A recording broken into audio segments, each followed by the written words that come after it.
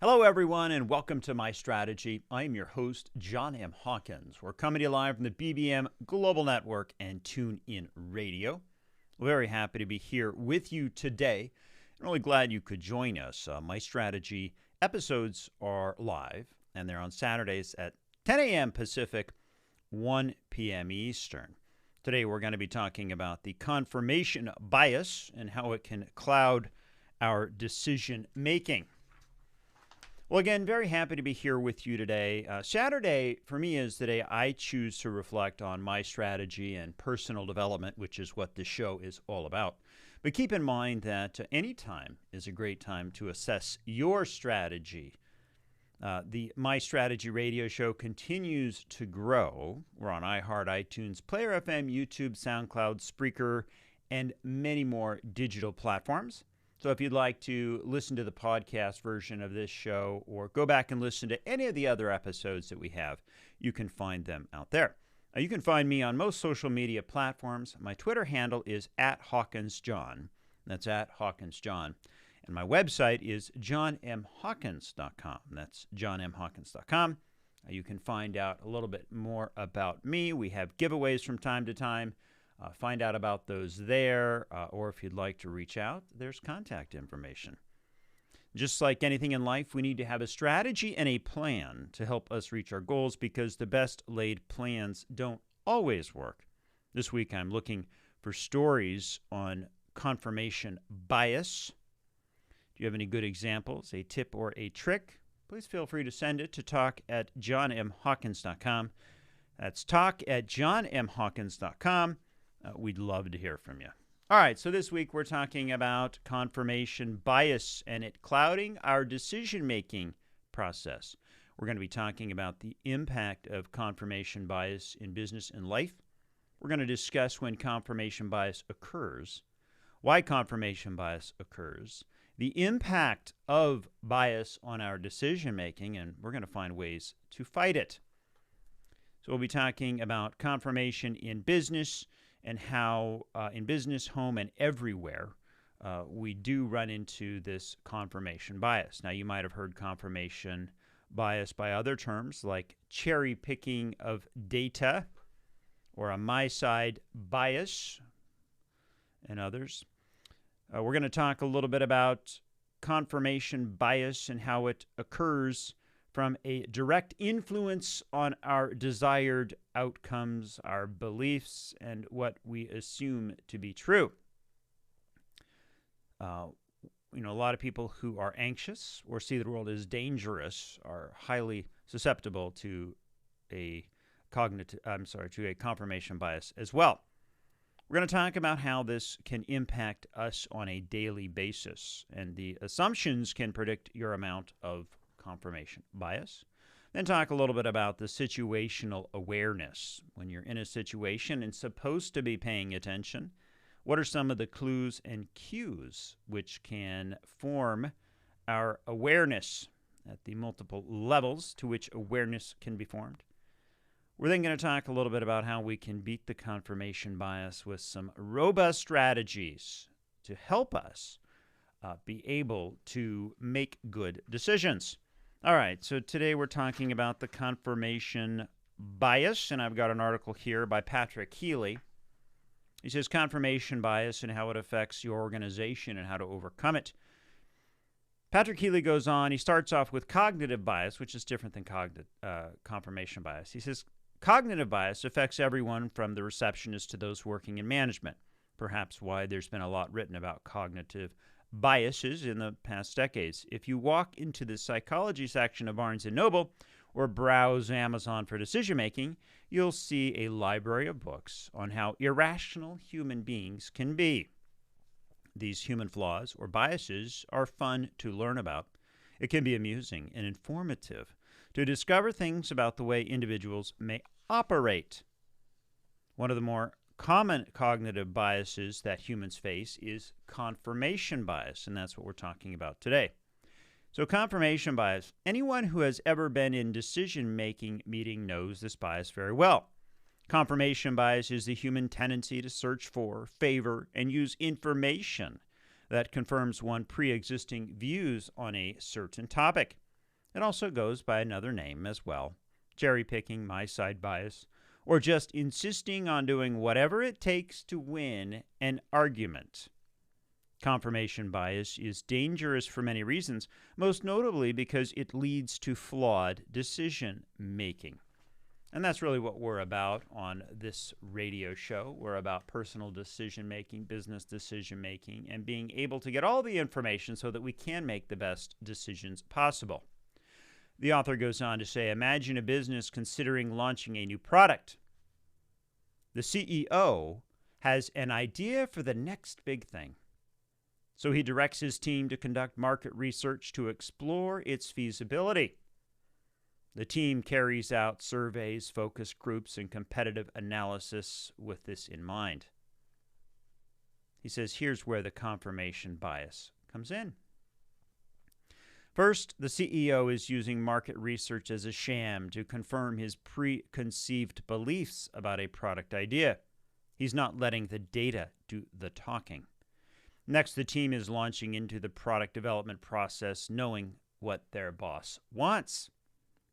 Next, as a result, the questions they craft will likely be biased to give the CEO the answers that he wants. While this is a hypothetical scenario, it's too common for companies to do this today. How many times have you been in a conversation with someone who's asked for your input, but they've given you so much context and set the expectation that you almost feel like if you do not provide ways to support what they are saying, that you're going to hurt their feelings or you are going to lose favor with them. So that's what this confirmation bias is all about. The author says, how can you avoid this? And we're going to talk later in the show about ways to avoid it as well. But he says, as a business leader, how do you combat this? Well, number one, ask neutral questions. Taking a page out of the statistics book may actually be helpful in minimizing confirmation bias. When gathering data, it is important to remember that the question to ask and your method of measurement will have an impact on your results. He goes into some other good examples here. He also says you should play devil's advocate. Another option would be to appoint someone on your team to play the role of the devil's advocate. When a big decision needs to be made, a devil's advocate is someone who takes the position they don't necessarily agree with for the sake of debate. Does your company create dissent in its decision-making process? He goes on to say also rethink the hiring process. Confirmation bias is a culprit behind many regrettable hiring decisions. He says, think about the traditional hiring process. A hiring manager typically sits down with a candidate and asks them to sell themselves. If the HR likes the candidate, they might give them a softball question about weaknesses to knock out of the park, just to assure them they are going with the right person. If it all goes well, they then proceed to ask the applicant to provide references. But how much negative or neutral information do you think is revealed about the candidate in this process? Probably little to none. For many companies, the whole process is nothing more than a series of confirmatory checkboxes on the way to hiring the wrong person. The end result? Employee turnover and big headaches. So he says a better way to structure the interview process completely around disconfirming evidence. For example, posing the question, why aren't you the person for this job? Or what did you hate about your last job? You're listening to My Strategy. I'm your host, John M. Hawkins, coming to you live from the BBM Global Network and TuneIn Radio. When we come back, we're going to talk more about confirmation bias and how it is the direct influence of desire based on our beliefs. We'll be right back.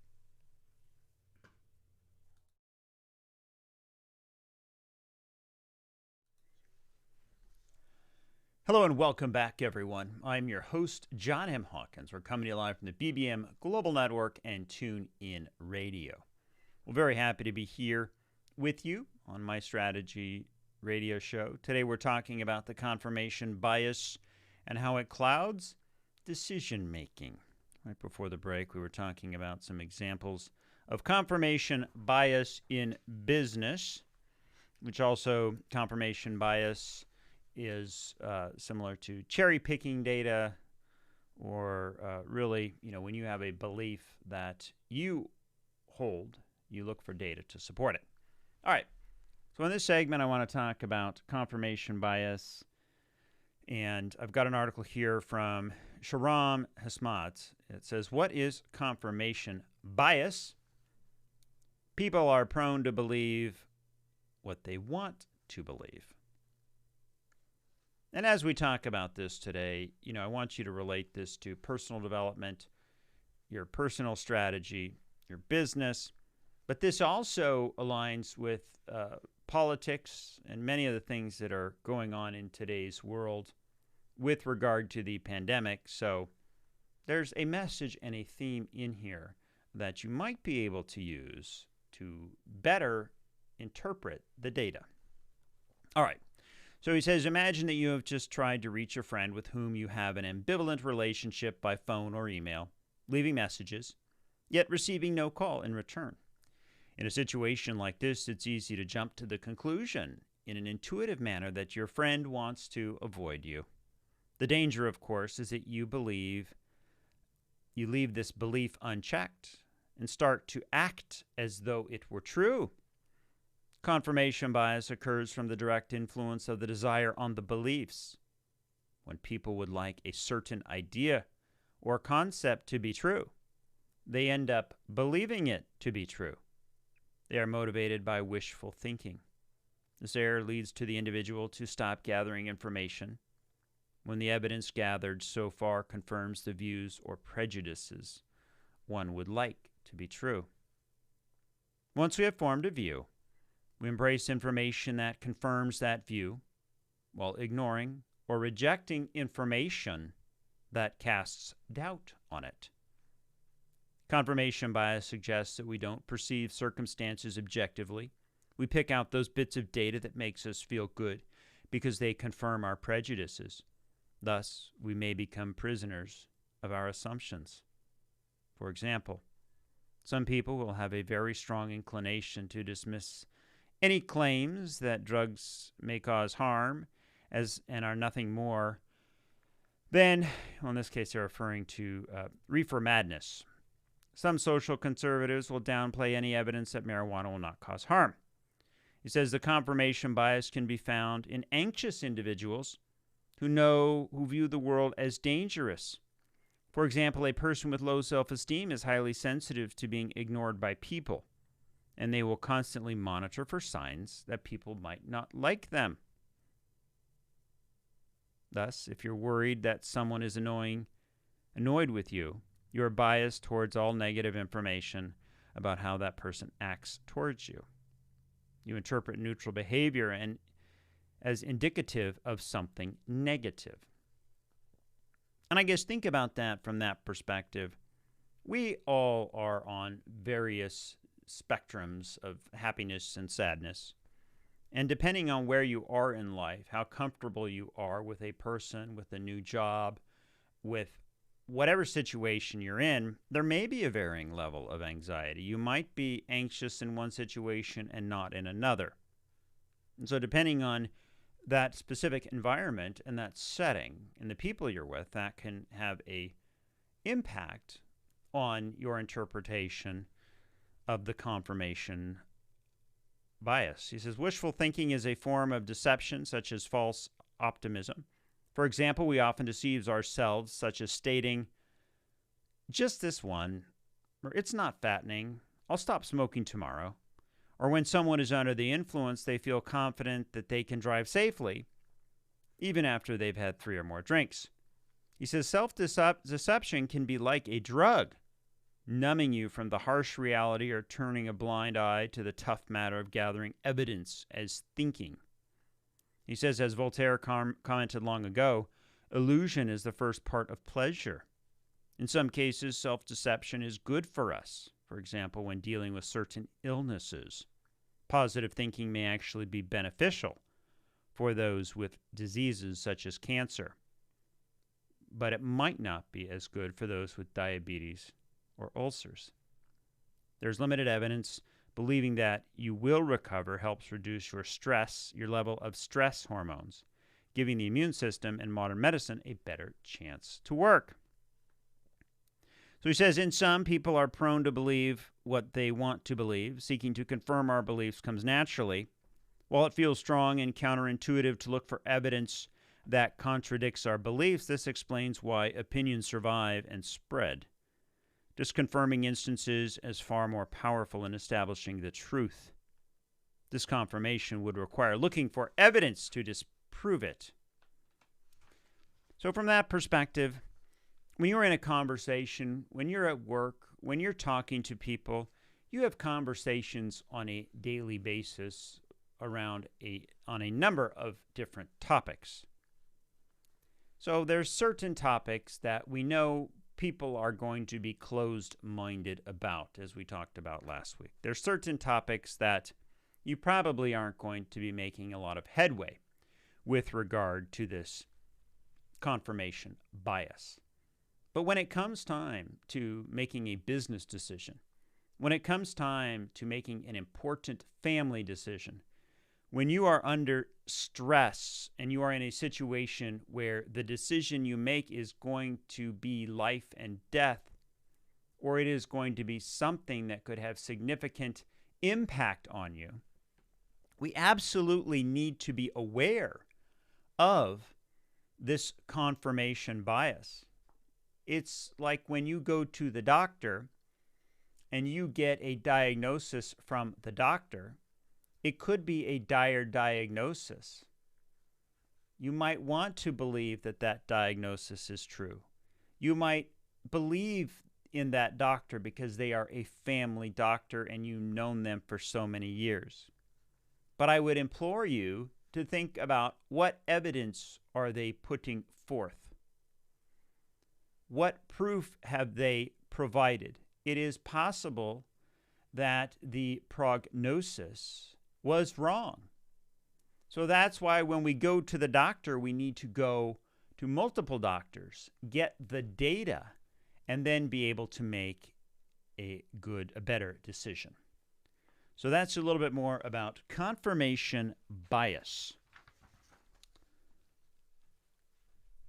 You're listening to My Strategy. I am your host, John M. Hawkins, coming to you live from the BBM Global Network and TuneIn Radio. When we come back, we're going to talk about the daily impact of confirmation bias. We'll be right back.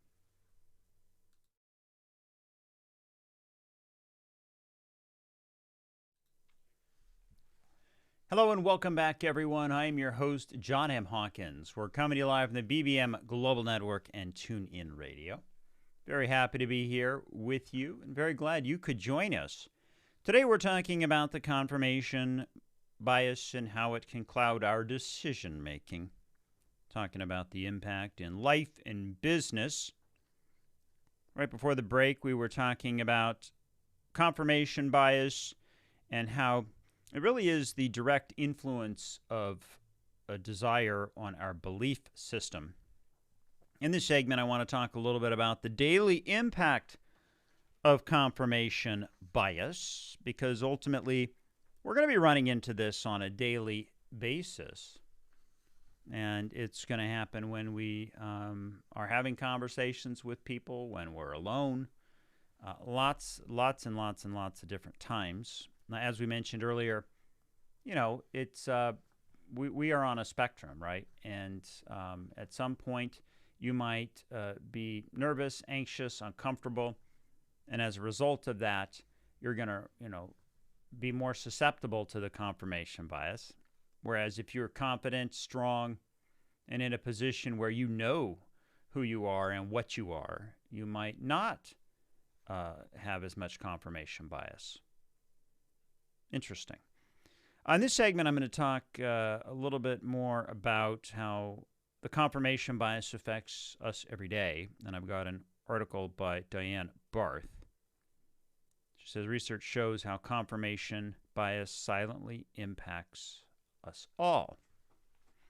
She says, what would you think if your best friend who texts you almost daily hasn't been in contact for over a week? Let's say you texted, emailed, even called her, but still no response. Would you decide that she's angry with you and then start worrying about what did you do to upset her? Would you assume she had been in a terrible accident and is in the hospital? Could she be unconscious?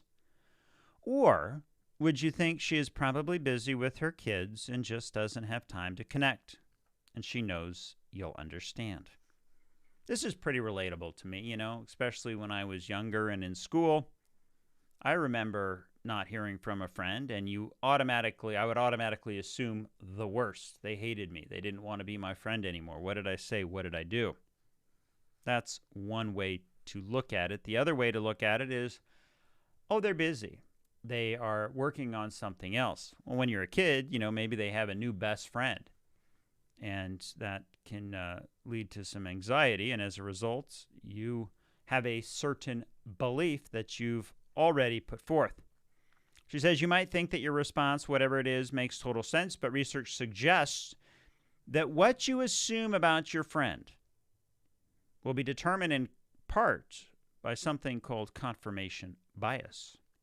She says, according to Science Daily, it says that confirmation bias is a tendency to search for or interpret information in a way that confirms one's preconceptions.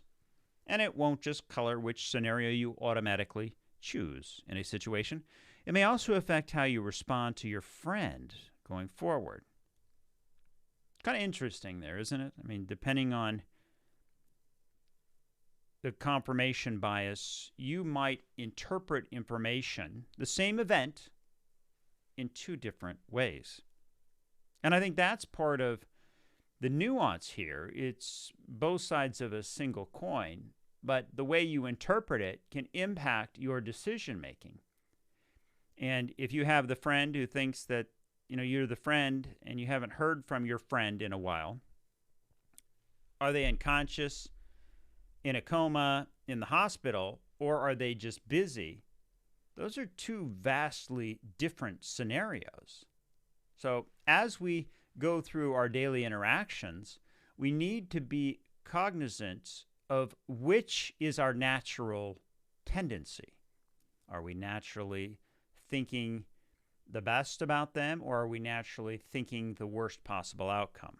I think that's a great example of what we're trying to uncover here. Is every situation you're in, there's going to be some sort of, you're going to presume. You're going to, based on your past experiences, either one way or the other, what this friend is or isn't doing.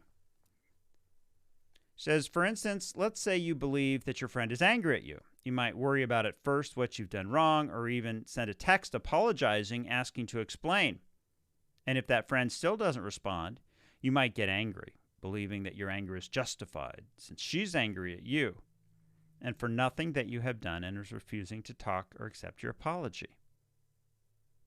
Confirmation bias occurs from the direct influence on the desire of beliefs. When people would like a certain idea or concept to be true, they end up believing it to be true. They're motivated by wishful thinking. This error leads to individuals to stop gathering information when the evidence gathered confirms their views or prejudices they would like to be true. The so-called evidence that convinces us that we already believe what is true to be true is true because of our predisposition. It's our prejudice that affects what we take in from any situation. And it turns out that even scientists supposedly objectively dealing with unbiased research can fall victim to the confirmation bias, seeing in the results of their research what they expect to find in the first place.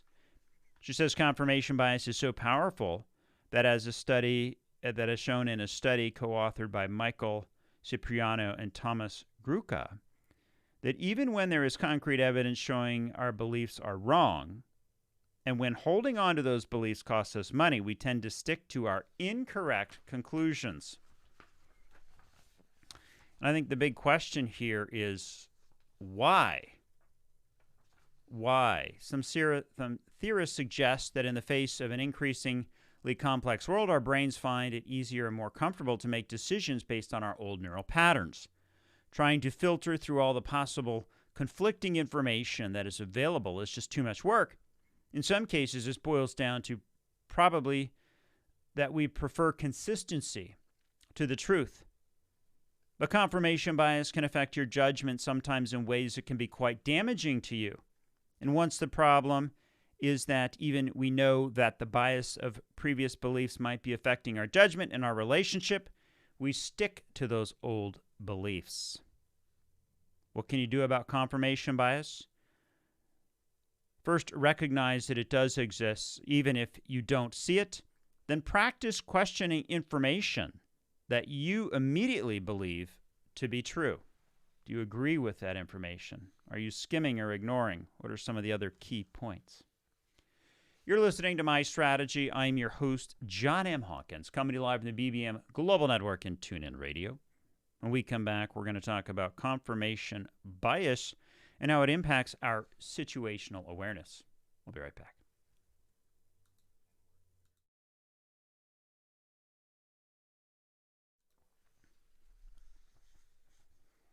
Hello and welcome back, everyone. I'm your host, John M. Hawkins. The show is My Strategy, and we're coming to you live from the BBM Global Network and TuneIn Radio. Well, if you're just joining us, welcome to the show. I'm happy to be here and really glad that you could join us. My Strategy episodes are live and on Saturdays at 10 a.m. Pacific, 1 p.m. Eastern. We focus on personal development and how to really help us build our personal business and business strategy. Today we're talking about the confirmation bias and how it can cloud our decision making. We've been talking about the impact of confirmation bias in business and life. We're talking about when confirmation bias occurs, why confirmation bias occurs, which is what we talked about right before the break. And in this segment, I want to talk about confirmation bias impacting our situational awareness. So confirmation bias, and I've got an article here by Rich Gaseway. Confirmation bias impacts our situational awareness. He says the foundation of situational awareness is capturing clues and cues in your environment, what some would call paying attention, and then making sense of those clues and cues, and that is what some would call your understanding, and then making projections on future events, what some would call prediction. He says one of the challenges in the formation of situational awareness that can arise during the understanding phase is confirmation bias. He's got a headline here, putting the pieces together. The clues and cues are captured during the formation of Level 1 situational awareness. He says at Level 1, we don't make sense of the clues and cues. Rather, we're simply on the mission of data gathering. It's not until Level 2, which is situational awareness, where we take the clues and cues captured at Level 1 and put them together to form an understanding of what is happening, much like putting together the pieces of a puzzle. Now, this is happening every day, all the time, and very quickly. We don't think about that, right? You don't think about Level 1, I'm trying to be aware of my situation. No. And then Level 1, where you're just getting the clues and cues, and then Level 2, where you're starting to be aware of what's happening. But that's happening every day. He says, intuition. Expertise aids the formation of situational awareness and improves decision-making. The past experiences of training and calls are stored in the subconscious, and when under stress, the brain searches through these memories in search of a solution. The solution is found in the formation of a match pattern, a connect between the clues and the cues in the current situation, which stored clues and cues from past experiences. When the brain forms a pattern match, it reveals itself as a gut feeling, and that feeling is your intuition. So, depending on where you are, what are the clues and the cues that are coming to you?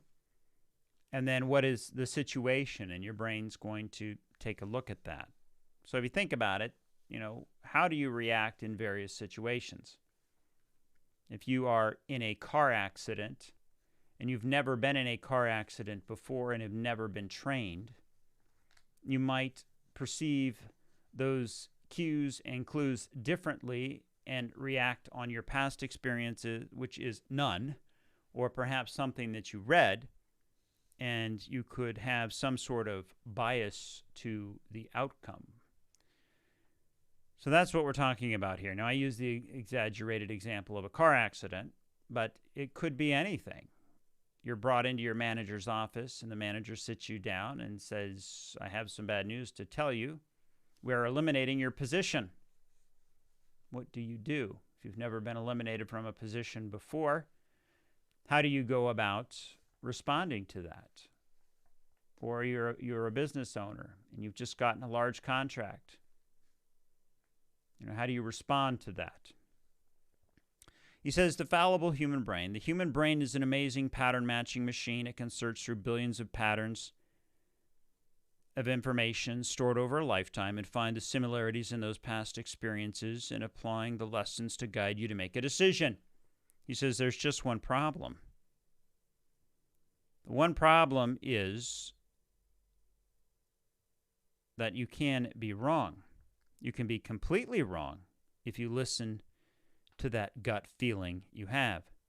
He says, while the brain has an uncanny ability to find the correct solutions and follow your gut, feelings can be the right thing to do most of the time, but it's not always flawless. He says, when should you blindly trust your gut? When your intuition, your gut feeling, tells you that things are bad, you should get out. Get out. Or order others out if you're the officer or commander. The worst thing you can do is dismiss your gut feeling as coincidence, or have some that have reported to him this indigestion feeling.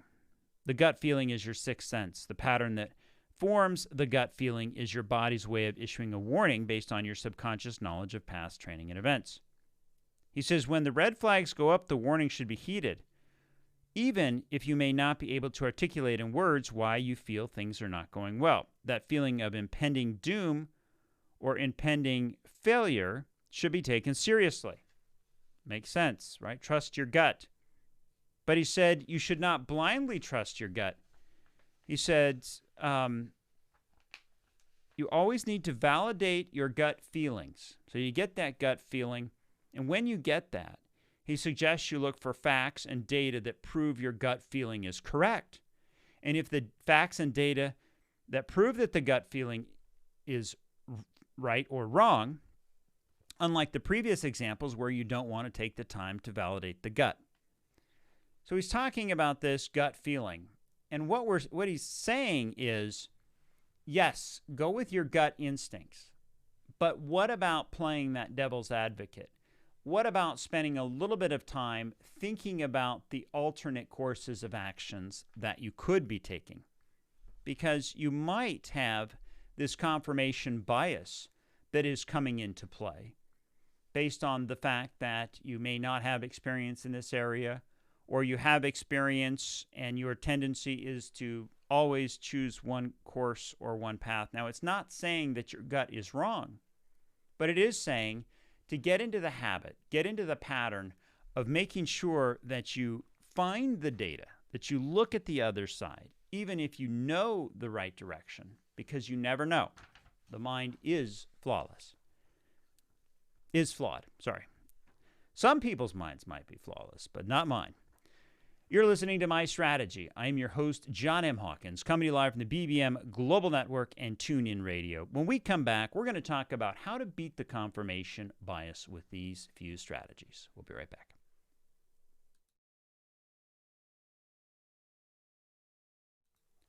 Hello and welcome back, everyone. I'm your host, John M. Hawkins, coming to you live from the BBM Global Network and TuneIn Radio. Well, I'm very happy to be here with you today and glad you can join us. Today we've been talking about the confirmation bias and how it clouds our decision-making. We talked about the impact of confirmation bias in our business and life. We discussed when confirmation bias occurs, why confirmation bias occurs, the impact on our basic decision-making, which is what we talked about right before the break. In this segment, I want to talk about ways we can beat the confirmation bias with some strategies. Now, this is a part of the show where I go through and talk about our strategic approach, our strategic process that we use. It's a 5-step process where we have to have awareness. We then assess and analyze the situation, strategize and plan, implement your plan, support and evaluate the plan. And that is how we, on a daily basis, make decisions, right? It's decision making. Decision making, putting a plan in place, and then hopefully sticking to the plan, or course correcting as needed.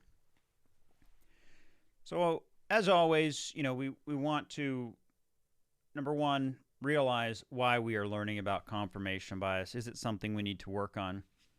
You might not have the need to, you might be an expert, and you do not need to know about the confirmation bias, but for others, it might be helpful to learn about it. And once we've learned about it, we're going to have a pretty good idea of if it's something that's going to be beneficial for us or not. So we're just exploring ways that we can mitigate the confirmation bias. Got an article here by Brad Kolar. And he says, confirmation bias is one of the most significant obstacles to good data-driven decision-making. Hopefully by this point in the show, we all agree that confirmation bias can exist. Either we have at one point had a confirmation bias, or we know somebody else who potentially has a confirmation bias, and what is the lens or perspective through which they are watching us. If you're a leader in a meeting, there is probably going to be one person in a group of 7 or so who has a confirmation bias about one subject or another. So this could be helpful for everyone, I would assume.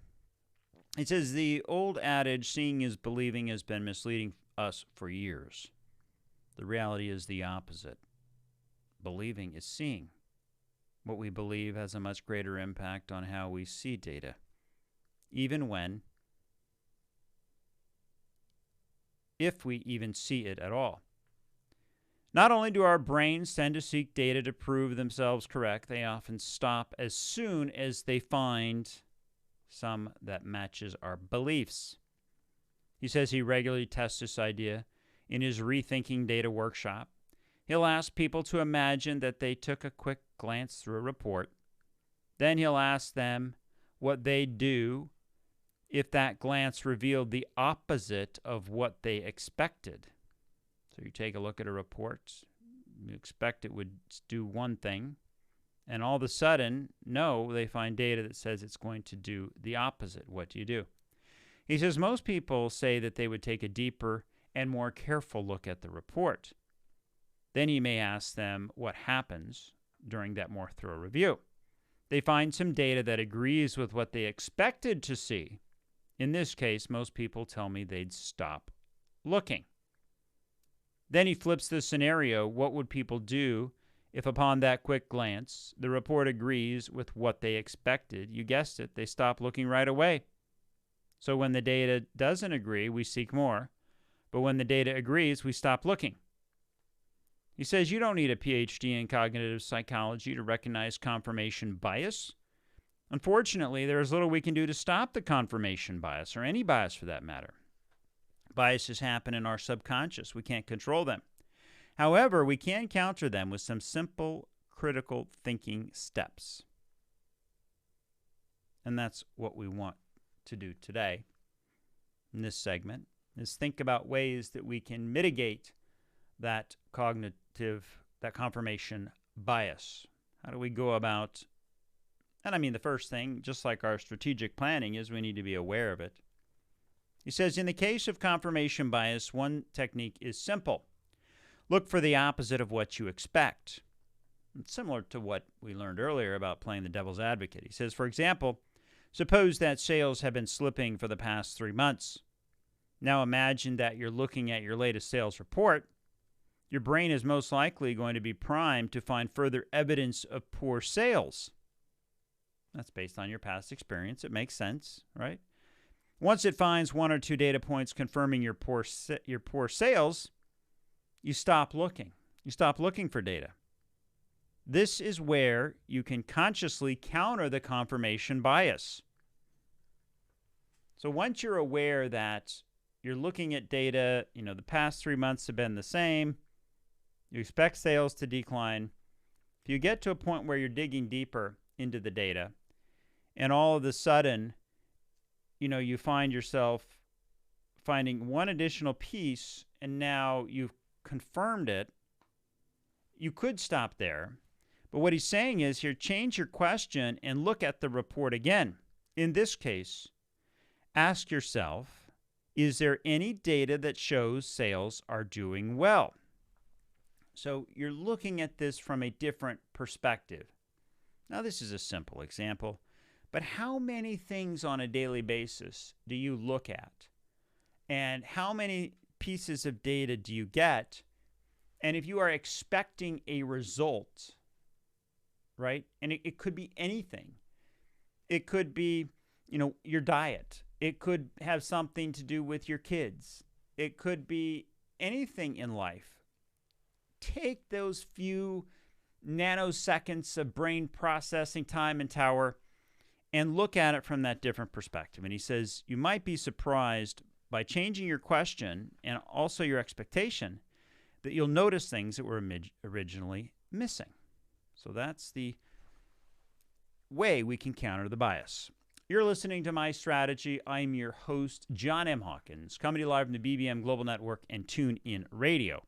When we come back, we're going to help you put your strategy in place. We'll be right back.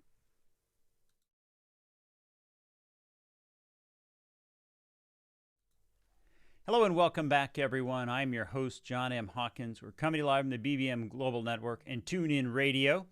The show is called My Strategy.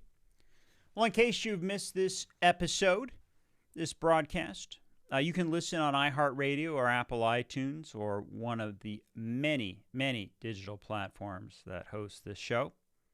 If you'd like to have something covered on the show, send an email to talk@johnmhawkins.com. Or you can give us a call at 1-844-MY-STRATEGY. Today we've been talking about confirmation bias and how it can cloud our decision-making. We're talking about the impact of confirmation bias in our business and life. Talked about when confirmation bias occurs, why confirmation bias occurs, the impact of this bias on our decision-making and ways to find it. Confirmation bias in the workplace. Confirmation bias happens in the workplace, at home, and pretty much everywhere. Sometimes you might hear the term cherry picking of data, my side bias, and more. The thing is that we all run into situations where we get put in a position where it might either be easier to seek data that confirms a belief system, or if we have one of the examples, a CEO comes to us with a business idea and they come with a half plan, the confirmation bias could be to take a look at the CEO's plan and only search for data that supports why that plan would work, rather than taking a look at it from both sides of the coin. So the confirmation bias in that situation would be when we go and take a look at what the CEO wants and we just try and do it. Now, confirmation bias occurs from when we have a direct desire on our beliefs. We form a view. We then seek information to prove that viewpoint. Now, daily we do have confirmation bias happen. Our assumptions and beliefs can predict our amount of confirmation bias. That assumption drives a response which may be appropriate or not. This confirmation bias can also impact our situational awareness, how we're paying attention. What are the clues and cues that are coming to us and help us from the formation of level 1 awareness?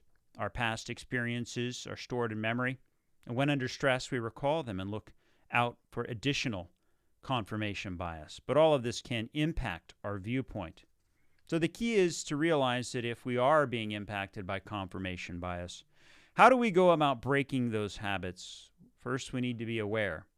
We then need to look at it from a conscious prioritization and commitment. Develop clarity around when are we using this confirmation bias, who in our life might be using this confirmation bias, and how do we go about augmenting our strategy, changing our tactics, our courses of actions, so that we can minimize the impact of this confirmation bias in our lives. And ultimately, that is going to help us make better decisions and help us with our personal development. You've been listening to My Strategy. I'm John M. Hawkins. We're coming to live from the BBM Global Network and TuneIn Radio, and we'll see you next time.